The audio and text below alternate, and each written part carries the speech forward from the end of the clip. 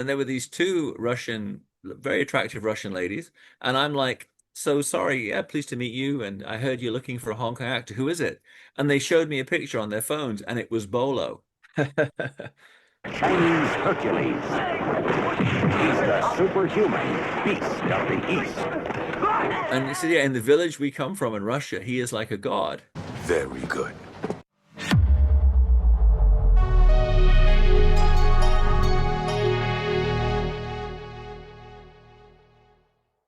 Another connecting factor of Enter the Dragon and Bloodsport is Bolo. Oh, Bolo true. Of Yeung. course, of course. Have you? How come you've never had him on your show? He's very hard to get. I I don't know if they even got him for the Bloodsport documentary. You know, the big Bloodsport documentary put out from the guys in Germany, like Sean David, Yeah, for example, yeah, from Last Kumite. yeah. Like they don't have Van Damme in there because apparently Van Damme is doing like a biography type thing documentary on his life, and you know they didn't want that to conflict with the Okay. Bloodsport documentary. But as great as this project looks, are you in the Bloodsport documentary, by the way? I don't think I am, and You that's should be that's because you fine. got so much But great I know. insight. Well, I mean, no, but I mean, I think they should focus in on the people that actually made the film, and I certainly it would be more like if Retro Gold came to me for a reissue and they said, "Hey, we saw you on Viking Samurai. Could you say some of that stuff again? We'd like to interview you as well." I'd be very happy to do it. But Yeah. Bolo is Or they'll really just cut interesting. my video and just, hey, can we use your Yeah. video? And I'm sure, why not? I wonder if you could, because Bolo kind of like, it's just such an interesting backstory. I was involved with the failed attempt to do a Bolo documentary, and Oh yeah, yeah, uh, yeah. the people involved with it originally were loved. There was a gentleman called Pavel, who's a really dear, sweet man, but he's not a professional filmmaker. And then when I came on board, we were going to get like a Hollywood producer to finance it. We got a Hollywood producer to finance it. We had Mark Hartley, who had done I think he did Electric Boogaloo. I know there were That's two the Canon Canon documentaries. The Films one one, he did was yeah. called Electric Boogaloo, and he did that documentary, and he was going to do the Bolo one. And what happened at the end was when we had approached Bolo with a financial offer to participate and a percentage of any revenues that came from it at the last minute, he just didn't want to do it. No reason Wow. given. So that was that. But he had a fast.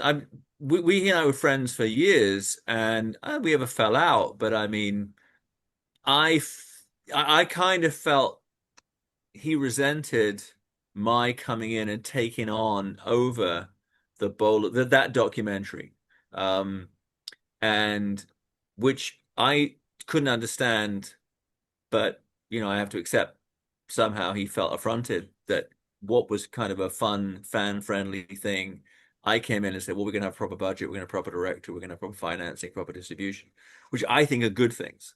Yeah, for But, sure. I guess it's like when your favorite indie band gets signed by a major label They lose a lot and of all their the original original fans, fans true. go, they sold out. Sold So out. maybe it was Bolo was like, you've sold out. So anyway, so we weren't as close after that, but up until that point, we'd always been good friends. I mean, one time he almost killed me, but Really? not in the manner that you might think. We were having a lunch. He used to always go to the very good seafood restaurant on Nathan Road. There was a Bolo Triangle, the New David Gym, the Kimberly Hotel, and the very good seafood restaurant. If you walk that, he would come. And we were having lunch, me and Elizabeth and my older three boys, lunch with Bolo. And he said he would speak obviously in Cantonese, and occasionally he speaks quite a bit more English than I think he lets on. So he would sometimes break into Oh, broken English. And he was talking about he wanted to do a film with him and Rowan Atkinson, Mr. Bean. And he was talking about the movie, and he says, movie, me and Mr. Bean together. I said, okay, what's the name of the movie? And he goes, name of the movie, you are next.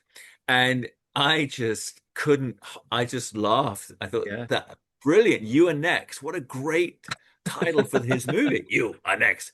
And then I kept laughing. And then he would try to say something else, and I would laugh, and he'd be like, like you give yourself. And Elizabeth is like, hey, you better kind of get it together, or you're going to be, it'd be like the trailer for Chinese Hercules, neck breaker, bone smasher, the muscle mad monster of the martial arts.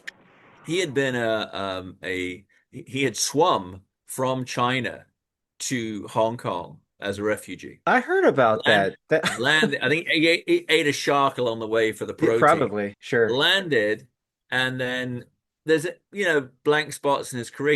He didn't want to tell me his original family name. Didn't want to tell me what his family did in Guangzhou in Canton, which is where they're from.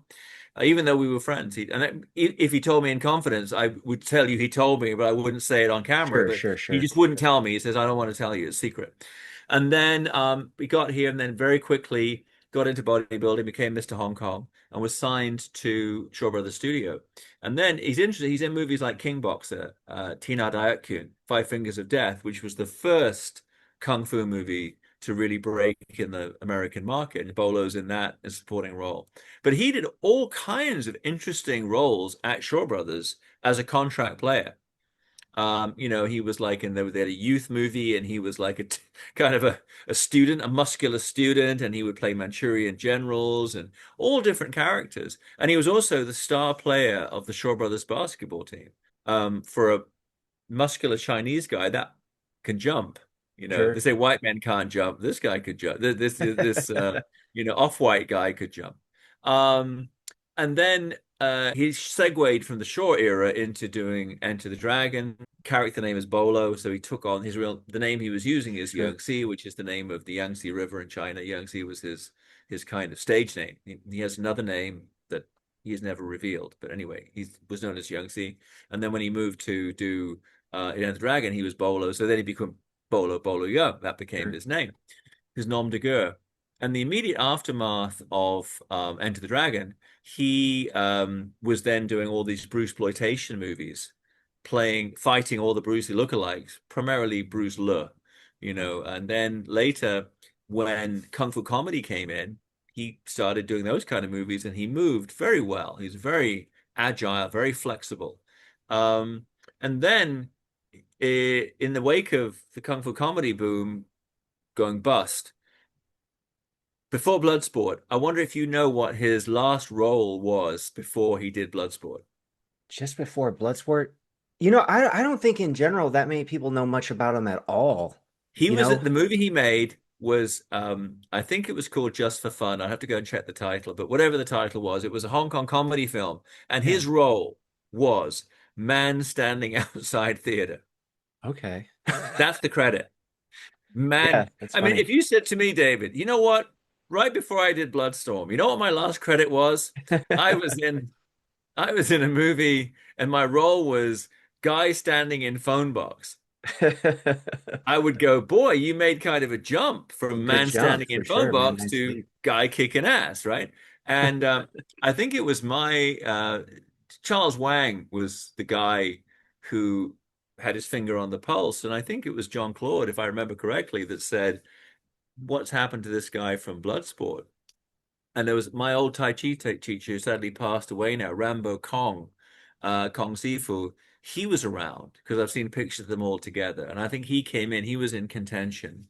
Um, he was a very stockily built guy, but he was incredibly flexible. He could do the splits, he could hold his leg over his head and everything. But then they were like, boy, we want to use this guy. So he went from man standing outside theater to being Chong Li, and then Yeah, in the wake of that, moved to America and did the other films and the other things that he did thereafter. But it was just a really interesting connection that the one actor who connects Enter the Dragon and Bloodsport is Bolo, um, who's a much more in Chinese, he's a much more well-read and articulate person than you would think from the way he is portrayed in films and with his limited English, the way he speaks sure. dialogue in films. But if you actually, I spent some time with him in Beijing, and he was just very well spoken and respected. Um, I had one funny experience. Be careful how I phrase this, I guess. But one night I was at home here in Hong Kong, and this bar owner, who's a friend of mine, calls me and he says, "Hey, Bey, I got a couple of Russian girls here." Now, normally, back in my wild days, just the phrase "I got a couple of Russian girls here," I might have gone down just to drink some vodka and have a good time. Sure. He goes, they want to meet a Hong Kong action star, and the only guy I know who maybe knows some Hong Kong action stars is you. So I'm thinking, well, they must want to meet Jackie Chan or Donnie Yen or Chow Yun-fat or someone. In those days, to some extent, even now, I probably could arrange for them to meet. So I Sure. thought, okay. So I went down, and there were these two Russian very attractive Russian ladies. And I'm like, so sorry, yeah, pleased to meet you. And I heard you're looking for a Hong Kong actor. Who is it? And they showed me a picture on their phones, and it was Bolo. And I'm like, and he said, yeah, in the village we come from in Russia, he is like a god. Very good. And I'm Wow. like, wow, okay. And we've come on this pilgrimage to meet Bolo. And they'd gone into martial arts schools and bodybuilding and shown the picture of Bolo. And of Sure. course, in Hong Kong in this era, he wasn't not much remembered. Huh. I remember trying to getting him back to do movies for me in Hong Kong. And there was kind of a discrepancy because the people in Hong Kong didn't really know who he was anymore. And Bolo wanted more money than they're willing to pay because he was a Sure. big star in America. So you're balancing out the two. You're saying the Hong Kong people, no, if we have him in the movie, we can get a better deal in America. And then we're saying to Bolo, look, this is a Hong Kong film, so they're going to pay you well, but maybe you get a bit more of the back, whatever it was. So it was always this back and forward. But these poor girls have been around town. And finally, they were like, when I first, I thought there might be even still a miscommunication. And it was right after I'd been with Bolo in Beijing. So I pulled out my own camera and said, you mean this guy? And I flicked, and there's me and Bolo together. And they were like, hallelujah. It was like, if Bolo was God, I was the Pope. And they were just so blown away that they met somebody who Bolo. And then Bolo was living in America at the time. And I said, well, he lives in America, but I can probably get him on the phone. But it was just the cult of Bolo. And they were like, I think they were kind of putting together raising money to build a statue of Bolo in their Wow. in their hometown. So, the cult of Bolo. Yeah, the Cult of Uh, Bolo, man. I always liked him in the shoot fighter movies. Oh yeah, Those I were I great. always I watched them again recently. I always felt it was a couple of shames about that. One was I wish somebody him to begin with, but somebody would really have knuckled down and gone he would practice English so that he could do more significant dialogue scenes in the film, which he wasn't really able to do. And the action, he kind of like they actually shot most of Shoot Fighter 1 um, with a different kind of action, and him in much better physical shape than he is in the finished film. I mean, in terms of being cut as a bodybuilder, Sure. and it was more jiu-jitsu, it's more Tai Chi, MMA stuff, and they'd shot all of it, and for whatever reason, they screened it and they decided it wasn't good enough, and they reshot the whole of that action. I'd love to see the original version of Oh, Shoot that's Fighter. interesting. That Yeah, would have been wow, I didn't know interesting to that. see. But yeah, I just felt they could have done more with that as a franchise, and he could have. I worked on a couple of scripts for him when I first came to Hong Kong, um, and I think he could have been like a Mr. T, a Chinese Mr. T. He That could would have have been been like a cool. Sure. very cool, muscular, kind of kung fu fighting pop culture figure on the American scene. I don't think he was very well managed, and I think there were things he could have done. The biggest challenge, and it also I think we had a couple of conversations. I remember you and I about Tony Jaa also affected Tony Jaa that he didn't learn to speak English. It Because such a feels to me. global language, man, English. Well, you look at Iko Uwais and his career, and internationally, I mean, and Tony Jaa, and I think, and then you even look at when we did Crouching Tiger 2, and Donnie Yen and Michelle Yeoh were speaking colloquial English in the the film we shot, which had live sound. It was shot sync sound, and their careers after that. It's such a key to getting into Hollywood is the idea, these people can speak English colloquially and they can understand, they can get it. Um, I'm not condoning it. I think it's limited, but that is definitely the viewpoint of the studios. And the reason someone like Jackie, for most of his career, never worked with an A-list director was I don't think they felt they could get a good performance out of him. And I think the people who work with Chow Yun-fat and Gong Li in Hollywood overall felt they did not get the performance out of them that the equivalent director would in Hong Kong and Chinese or in China and Chinese. But there's been Yeah. exceptions to that. I love what they did with Tony Leung, Leung Chiu-wai in Shang-Chi. Did you see Shang-Chi, the Um, Marvel movie with Simu you Liu? I don't really watch any Marvel movies. That would be the one that I would watch You though. should watch that one. That one's really entertaining. That and before that, Black Panther, I thought were great movies, and they would have been great even if you changed the names and they weren't Marvel films. Sure, It would sure. just have worked. And the first Doctor Strange film, I think that's true of as well. But with Shang-Chi, they actually had an actor, Leung Chiu-wai, who probably is most famous in the West for playing Yip Man in Grandmaster, Yat Do Jongzi. And prior to that, he's more famous for doing art house films, the Wong Kar-wai, like In the Mood for Love. But he is in the film. He plays like the father of the main character, and he's so good in the movie. And a lot of friends of mine were like in the West who didn't know anything of who was Tony Leung, like, my God, where did they find that guy? That guy is so incredible. It's like in have you ever seen Wolf with Jack Nicholson? It's kind of Was a Michelle kind of Pfeiffer in that as well? yeah, it's kind of an arty werewolf film. Yeah. And there's one amazing scene where he goes to see an old Indian kind of mystic played by Om Puri, who's a famous Indian actor. And it would have been the same. It's like you see the movie and you go, hey, where the hell did they find that great Indian guy? Well, they found him from the 1,000 movies he did in Bollywood that we haven't seen, that I hadn't seen. And I was like, who's this guy? He's so good. Particularly standing up in a scene with Nicholson, which is not no Sure. easy thing.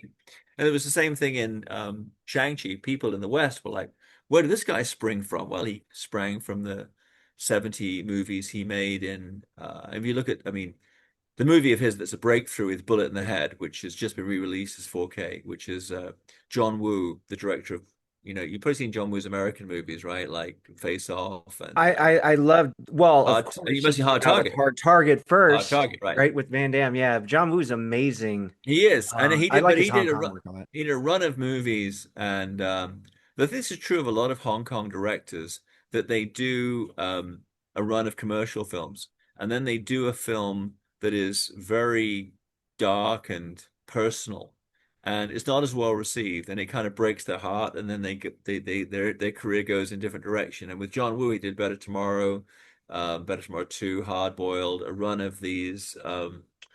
What they call heroic bloodshed, very stylized gangster films. Then he did this film Bullet in the Head, which is this kind of war movie, Vietnam War movie, which explores a lot of very dark stuff. And it wasn't really well received I haven't in even Hong heard of Kong. that one. Of Bullet all in the the John Woo Head, and the films. same thing with Choi Hark. Choi Hark did all a run of wonderful films of different genre. Probably the best one known in the West was, Once Upon a Time in China, and then he made what he did was a film called Blade, which is a remake of the old One-Armed Swordsman, which is an Okay. incredible. It's just been restored and re-released and reappreciated, but at the time it was a big flop in Hong Kong, and he Wow. was so pissed. That was when he was like, oh, I don't care anymore. So he was going to do anything for fun and he did like an animated version of Chinese Ghost Story, and he did like Knockoff with Van. I think was Knockoff the first Van Damme? No, Double Team, D and then um. Knockoff, and Oh then yeah, Ringo Lamb did Ringo Maximum did Risk, but Maximum Chow Risk. Harp did Double Team and then Knockoff. They did the Yeah, two. That's right. yeah, and that was kind of the period of his post Blade career when he was like, I'll just take a gig. But I still think those films hold up really well. I mean, they're so much fun, visually so much fun. Double Team and Knockoff. They were really kind of like just the energy of the matching the Choi Hart. I mean, I'm not sure how familiar you are with Choi's other films, but like if you look at Choi's crazy. Actually, there's a movie, I think it's called All the Wrong Clues, but the Right Solution. And if you can ever track it down, there's a wonderful physical comedy scene with Bolo, and it's around a piano in a jazz bar, and these guys are fighting on the piano. Bolo is fighting among them, and it's just a brilliant. It's like something from the silent era, directed by I believe it's directed by Choi Hark, certainly produced by him. It was called all the wrong clues, but the right solution. Yeah, and but Choi was this incredible. I'll tell you a Choi Hark story. My first big film in Hong Kong was called Gen X Cops, Dak Gang San Yan Lai. And it was a wonderful experience to work on like a film. It was a big hit, but it's kind of not much remembered now. But it was the first film for Nicholas Tse, Daniel Wu, Stephen Fung, a lot of people who were a generation of action filmmakers, directors, Was Ron performers. Smornberg in that? Didn't he have a fight scene in that, I thought, or Ron not? was in the second one. Oh, okay, okay, okay. He fought in the movie and he doubled for Paul Rudd, who was in Gen Y Cops. I worked on Oh, both of them, that's right. but the Okay. first one, Gen X Cops. So all the guys at that time, mostly American educated young dudes, were doing their first big action film, and it was Jackie Chan was the producer. Jackie Chan was and I was involved as a producer and also as a co-writer. I wrote all the English dialogue. for the films, both films. And on Gen X Cops, Benny Chan, the late wonderful Benny Chan, who's passed away but was a wonderful director, um, would film Hong Kong Hours, and you'd shoot and shoot and shoot. Basically, you shoot until the director felt tired, and then he would call a cut, and you go home. But that's it. There's no unions. There's nothing. None of that stuff. That's what Michael Biehn had to endure when he did Dragon Squad. It's a Sure. Yeah. famous line. He said, "The Abyss was like a vacation compared to Dragon Squad." But anyway, so then all the kids were kind of complaining somewhat lightheartedly to Benny and said, "Oh, we can't work like this, these hours." And Benny said, "This is nothing." Troy Hart was making a film called Shanghai Blues, and they got behind in the schedule, so he locked the studio doors for 3 days and 3 nights, and nobody could leave. And they kept filming until they got back on schedule. And everybody was like, wow.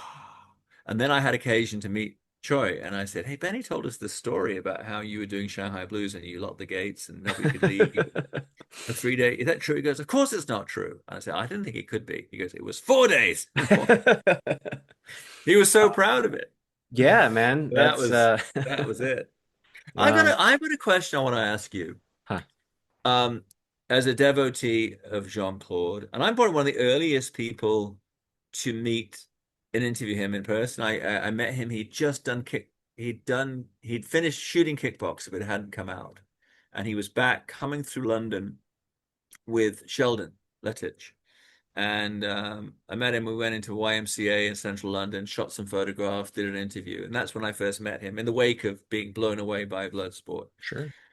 I think the other movies Jean-Claude's made in his long career afterwards, many of them have merit. But in my heart, in my mind, nothing is as good as Bloodsport. Why? Am I wrong? Or do you feel that way? And if it is the I case, why? 100% feel that way, man. It was just like everything just came together, with the Yeah. score and the story. And we talked about that earlier, all about the honor. And then you have also people that hungry to get their real opportunity and real shot. Not to say that he didn't put a lot of heart into like Kickboxer and, some of the other films, but it's like, I think deep down he knew if I'm going to actually have a career and do anything, this is the shot. And everything that I've been working towards, all this frustration and everything I'm feeling, like I need to pour that in here. And we have him at his prime. I mean, it's, even Scott Adkins talked about he's just like such a physical specimen in that film, just like his body looked perfect, his Yeah. martial arts look perfect. Like you mentioned, he's got that We'd never seen, charisma. and nobody in the West anyway had ever seen a martial artist move like that We in a we we film. have not that fluid, not that graceful. So you have like all the right ingredients at the right time. And then you have the mythology of like, was this actually based on a real story? Like, is this actually real? Because we didn't have the internet back then. So when I'm or anybody's in the video store and you see it and it says based on a true story, it's like, oh, that's kind of interesting. Let's What see I what get this is is all like, about. why nobody at Cannes or nobody thereafter. I mean, maybe it's like catching lightning in the bottle a second time. Didn't go, you know what? Maybe they tried it with the Quest. It didn't really work Yeah, it out. didn't really You know, work. it did, but I actually felt I enjoyed Kickboxer a lot. Sure. Um, I like Bloodsport more. I felt some of the other movies, and the Quest would be a good example. They were kind of underplotted. There really wasn't enough happening, other than action scenes and spectacular landscapes. I mean, in The Quest, in the original script, they had a scene when all of the fighters were traveling to the Lost City to have the tournament. And along the way, they're attacked by bandits. And then each of the fighters shows off their fighting skills in the wild against the bandits before they get to the city. It was never shot. It was in the script. And then they cut it because of budget reasons. And I think to myself, boy, you must be, where's the money going? Because to me, that if you're making a martial art film called The Quest, and it's about these fighters, different styles, and you want to show them off in an interesting way, there's like that's what the money should be spent on. So where's it going? I didn't know anyway. I, But I I I think like when you capture lightning in a bottle, like it just happens. You can't, just plan. Because anytime you're going to make a film, obviously you would know as a producer, you're always trying to make something that is going to stand the test of time, something that's going to really yeah, capture the heart of the audience. like you want to do that, and you plan to do that, but I mean, it either happens or it doesn't, Yeah. I'm just always like and for my kids, because I had like two, maybe three generations of my kids. My oldest boy is 28 now. My younger twins are 24, and then my youngest twins who are 16. And various points, well, we're going to watch Bloodsport, and it's like rite of passage, and they relate to it. They always enjoy it. Always works. And I don't know that I've shown them the other Van Damme films, Seagal films, other pictures, films that I'm a fan of. Like the other day, Sean, my youngest boy, and we watched The Outlaw Josie Wales, which I still think is, kind of like up there with Unforgiven as the great Clint Eastwood Western. It's just such an incredible film. Sure. And he didn't get it as much. He didn't like it as much as he liked Bloodsport, I to be mean, honest. even Donald Trump loves Bloodsport. So apparently so, That just a shows you broken like the clock is right. scale of that film. It Yeah. reaches everybody, and people are moved. I mean, With Donald Trump's Trump putting liking on it. real Yeah. quick, Bay. Like Trump is so much into this stuff that he's putting on the UFC event at the White I House, know. Hey, coinciding with listen, his 80th birthday. He's like, and again, a lot of that's probably because he loved Bloodsport so much. yeah, a broken clock is right twice a day. And I have to say, of the many things that your great president and I disagree on, and I'm always sensitive to talk about politics, particularly the politics of another country. But in his case, I mean, At I believe least he he has an honorary respects black martial arts. he has an honorary black belt in Taekwondo. He True. loves blood sport. And he loves UFC. So I guess he can't be all bad Yeah, he's got a because those couple are things things that I going love for as him. well. Yeah, So that's definitely. good. Yeah. No, I've heard that, and I remember the article concerned when it's true because the journalist says they're watching Bloodsport and they get to the bit when um Jean-Claude does the splits and punches up into the crotch of the sumo guy. And it's Jean-Claude. Donald Trump says, "Hey, check this out. Check this out. You're gonna laugh." And the journalist, I think he would love to have said he showed it to me because I'm kind of a Harvard-educated journalist, I didn't laugh at all. He says, "No." Jean-Claude drops in the splits and punches the guy in the nuts. Yes, I laughed. Which I thought was great. I thought it was great. I think they watched that on Air Force One That's religiously. funny.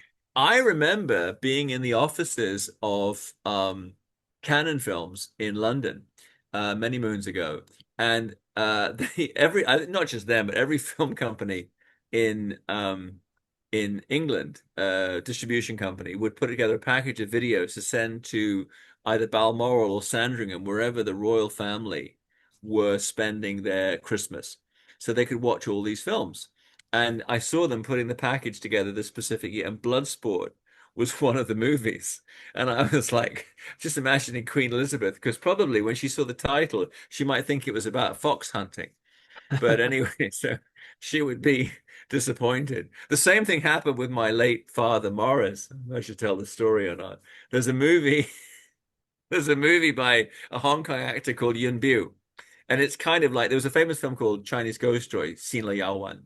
And they did like another version of it at Golden Harvest Studios, which is called, and the English title is Portrait of a Nymph.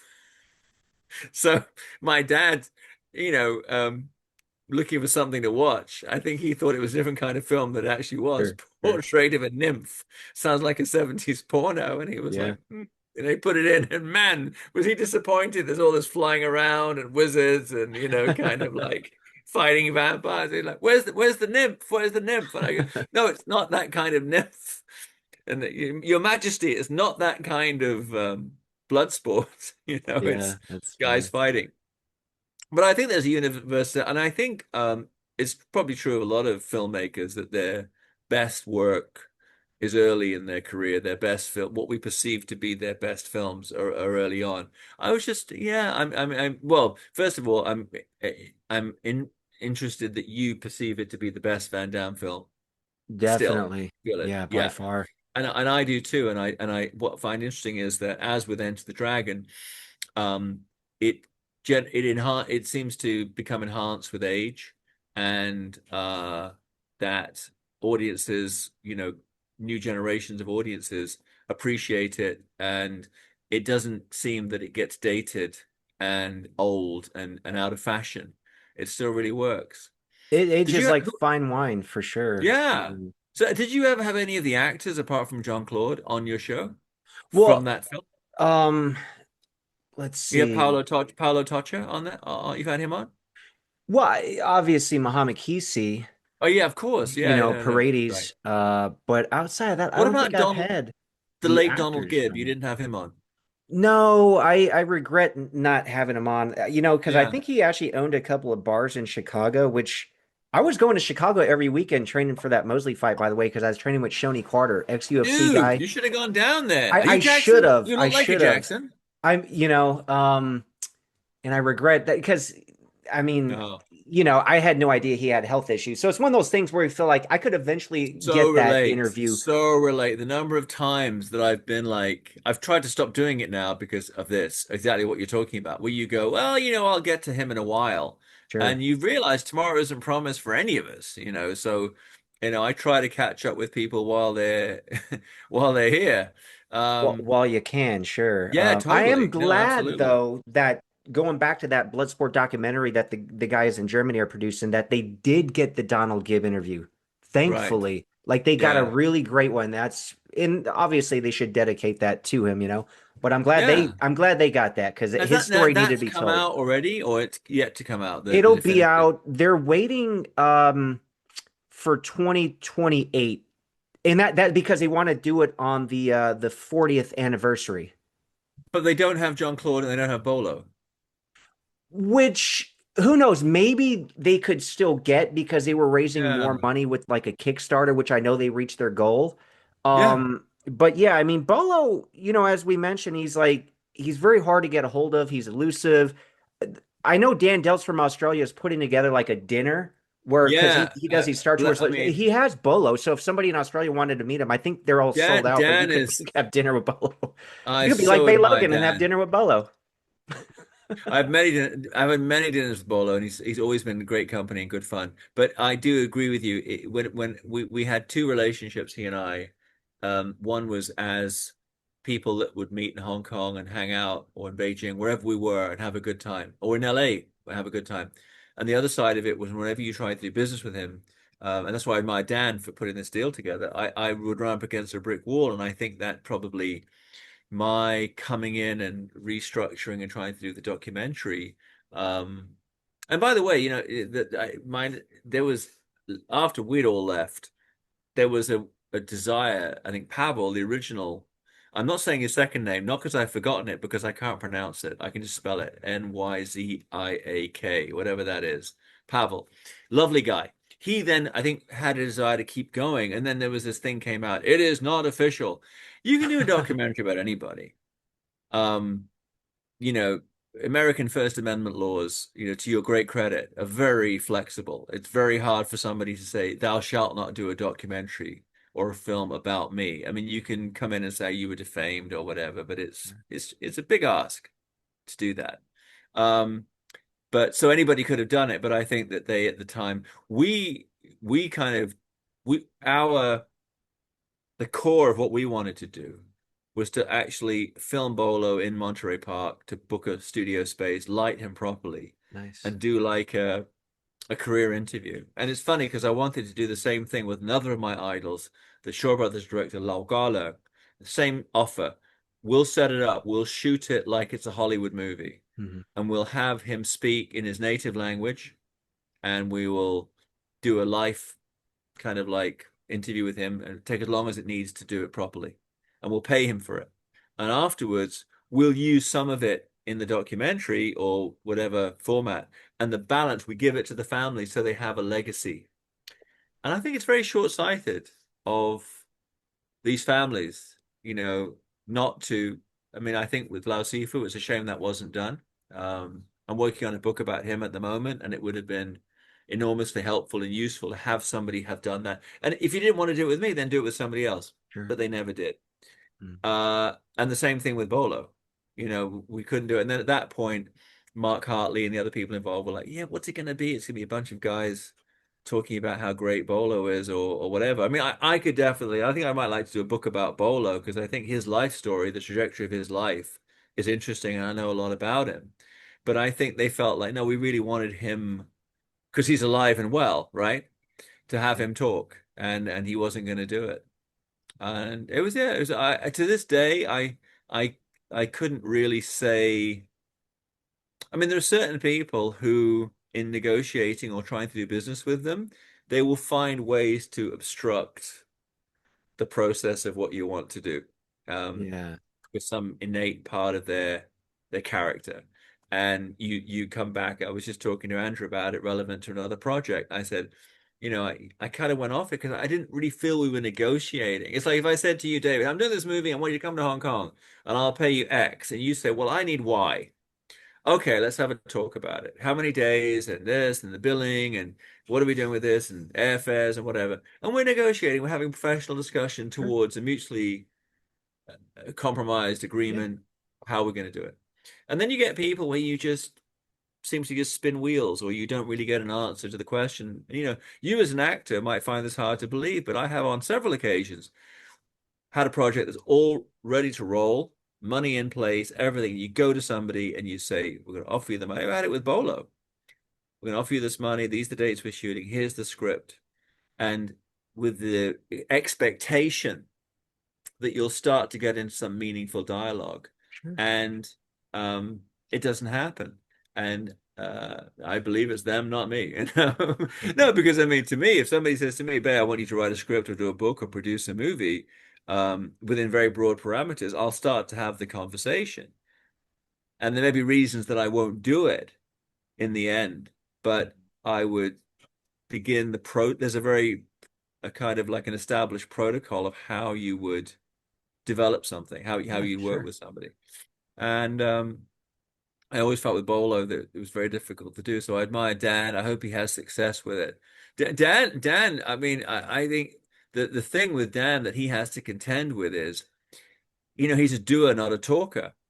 But I think everybody says, hey, you know what you should do? You should bring over Bolo. And then I wonder if all of them show up and put money down when Dan actually does it. Mm. Do you know what I mean? Yeah. So this Yeah. is what I hope the people, either when your interview is going to air, maybe he will have already come and gone, but I hope everybody in Australia supports Dan bringing over Ball or whoever he's bringing, Sure. because, you know, he's a good guy. Dan's a good guy, and he actually, seems to get through to people. He had John Claude doing a tour.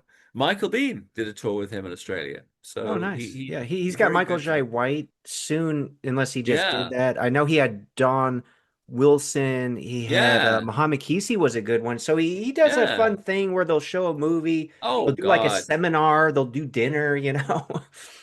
So much fun. I mean, I've done those in microcosm, and I'm nowhere near the level of Dan Dell's, but I've done this in microcosm in Hong Kong. I remember we had all the students from my friend Alex Richter's school in New York came and hung out at the old Marshall Club, and we had a guy come in, Mars, who's Jackie Chan's right-hand man, top head of his stunt team back in the day, and we kind of had a question and answer session with him, and people could sign posters and stuff. And then we said, oh, now let's watch the movie you starred in. So we ordered pizza. We're all sitting on the floor with Mars with a big pizza watching Lackey and the Lady Tiger, his only starring vehicle. And it was just so cool. It was so much fun for the attendees.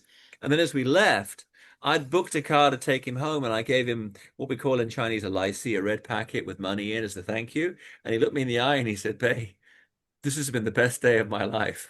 I was like, isn't Nice. that wonderful? Yeah, definitely. I felt good. I felt really happy for him because he's had some ups and downs. I don't want to go into details, but he had some difficult things happening. And a couple of times I said to him, I said, why do you call me? He goes, I don't want to call you when it's tough. I'll call you when it's a good time.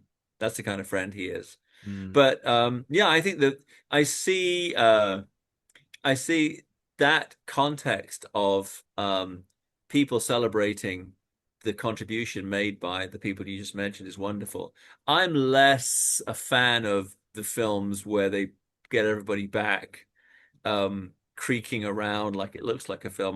Maybe I shouldn't say the names of the films concerned because I've seen a few of them where it looks like it was shot in an old folks home. I don't know. I don't want to watch in general people of that age and that generation still staggering around fighting each other. I want to see guys like you. I want to see guys, the younger, who are the new guys coming up, right? I think Who that was initially one of the big complaints on the last Kumite because people just assumed That was the one I didn't older. want to mention, but now you've mentioned it, so we can Well, talk about it. you know, and a lot of those guys are like in different roles. Like, yeah, Billy Blanks is he does have a great fight against Matthias Hughes, but he's more the mentor guy, so we like to see guys like that as I look Last Kumite. I mean, I can't understand why you're not the lead. Somebody who's younger and seems to be bankable to do stuff with, who's more of a Van Damme type. Number one. Number two, why you put Cynthia in the film and you don't have her fight or even do a kung fu form or anything meaningful? I don't get that.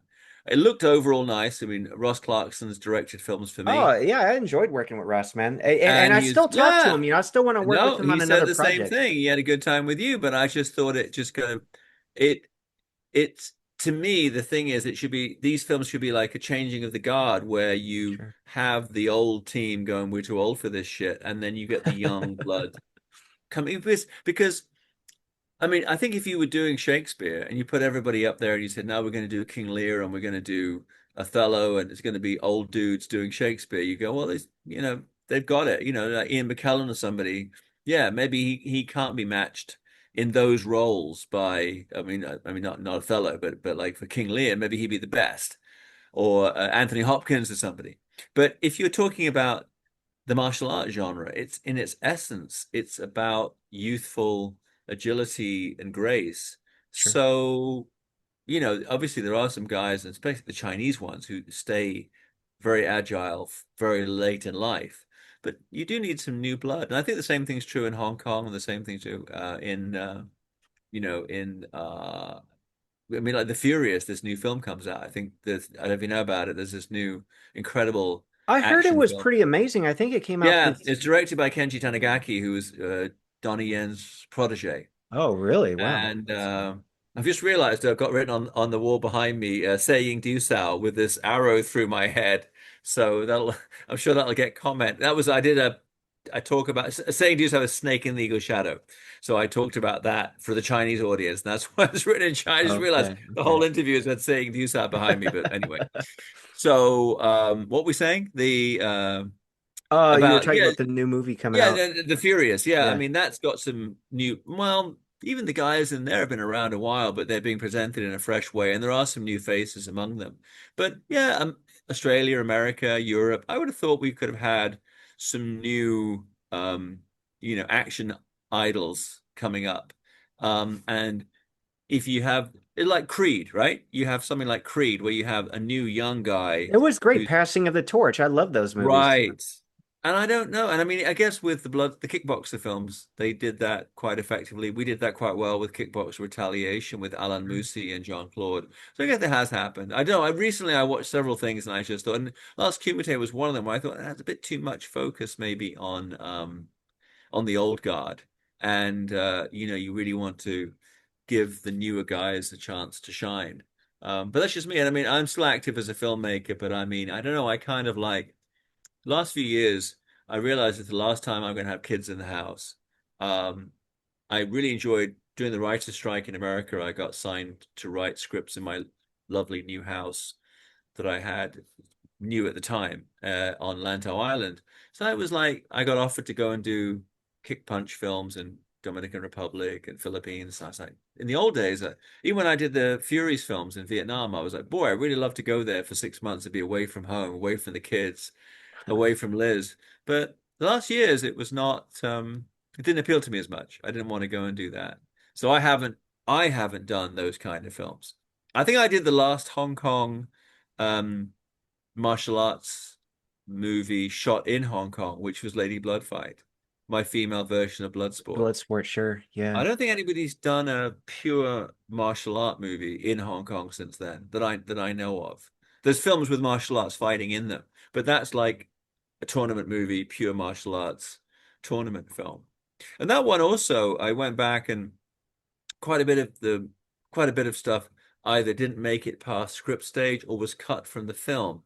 But again, it was very much like the motivation for Amy Johnson's character, who was our female Frank Dukes, was the absent father, um, who had been the guy that trained her and had gone missing. And originally it was he'd gone into the Kumite and disappeared afterwards, and she wants to find out about him. And so she's retracing that. And that kind of got pushed to the back. But again, that was me attempting to replicate the things I liked about Bloodsport. And while I'm on that subject, why the hell did Amy Johnston not become a superstar?